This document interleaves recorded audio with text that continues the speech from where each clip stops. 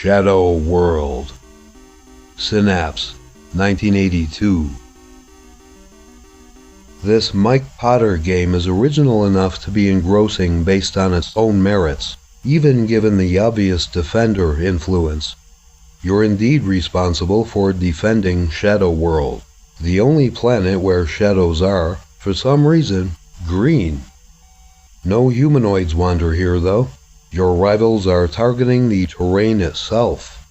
The first perceptible element that separates the game from its forerunners is that the playfield scrolls upward and downward, in addition to the usual sideways directions. The area is more extensive horizontally, but the vertical openness adds an appealing dimension. The manual is nowhere to be found, online or off. I wrote this in 2014, so it might be a different story these days. So it took me a while to figure out how to advance beyond the first wave. I made sense of it eventually, and I'm reasonably certain that I've even determined the storyline. If I haven't gotten it exactly right, it makes no difference to the actual gameplay. I tend to make up my own expositions anyway. I recommend this extra entertainment when it comes to any game. As far as I can make out, you're piloting a giant shoe.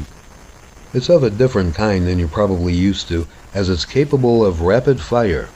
Just hold down the button and zip toward your bizarre adversaries. While flying through space one night, and passing the world of green shadows, you realize that it's under attack. This is merely a matter of bad timing on your part. It never fails, does it? You try to get home after a long day of living inside a big, stinky shoe, and you happen to notice an entire planet that needs saving. But you don't whistle innocently and discreetly fly away. You're braver than that. After stopping to tie your space laces,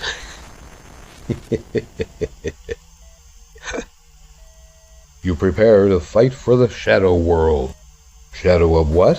Why, the planet in Defender, of course. But again, there's plenty of inventiveness here. You take off from your massive shoebox within a safe zone, next to a chopper that belongs to the second player, if he exists. The first thing that you have to know is this. In one of the purple lakes is a magical fish. See how great video games are? In what other context could I share such an observation and trust the reader to find it perfectly plausible? Or the listener? There's almost always a robotic bird skimming the planet's surface.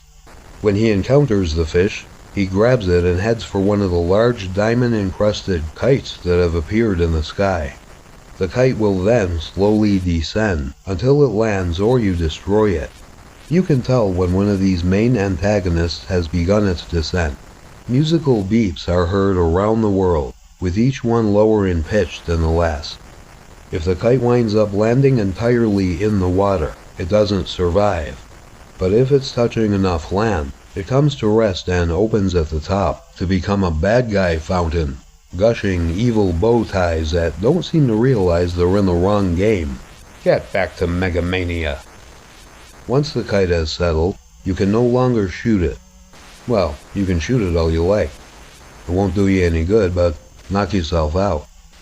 Now you have to fetch the magical fish yourself, fly to the landed kite, and hover above the opening until it closes. It's difficult to time this so you don't collide with one of the regularly emerging enemies, but if you lose a shoe, your new one will continue glowing with fish power. It's more enjoyable to destroy a kite that's still floating above the landscape, awaiting seafood delivery. Simply fire at it until your swift lace lasers break through its fluctuating diamond hull and it explodes. Then point and laugh. Time for you to go, kite. Your string's hanging. Their collective destruction is fairly easy to pull off at first, but preventing their ground arrivals becomes more difficult as the waves progress and the kite count increases.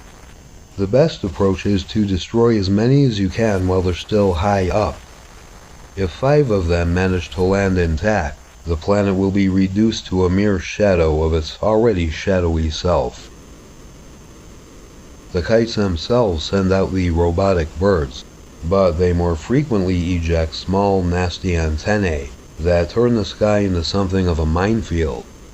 These encumber your navigation and occasionally fire at you.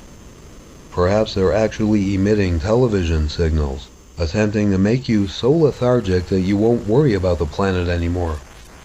You possess no smart bombs, but pressing the spacebar teleports you back to the shoebox. If you're quick then, there's always a safe way to escape. Turn your shoe into a sneaker. In any case, it blows up if you try to land it on any part of the planet's surface.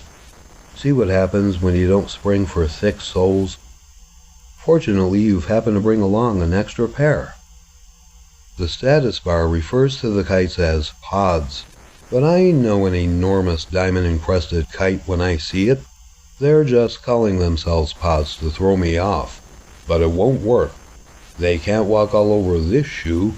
I've figured them out. For instance, you've beat the wave when its designated amount of kites has been eliminated or plugged up.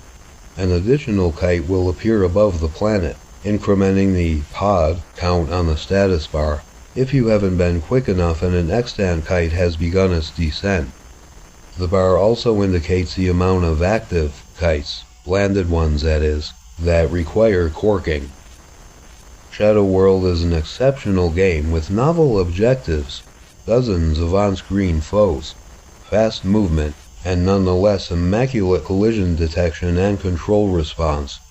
For all it owes to the Defender paradigm, it exhibits several imaginative ideas, and in spite of the swarms of antennae, bow ties, and satellites, Potter has managed to avoid frustrating the player with relentless avoid the many dots tedium, or high heel ships. Okay, coming up is Star Trucks.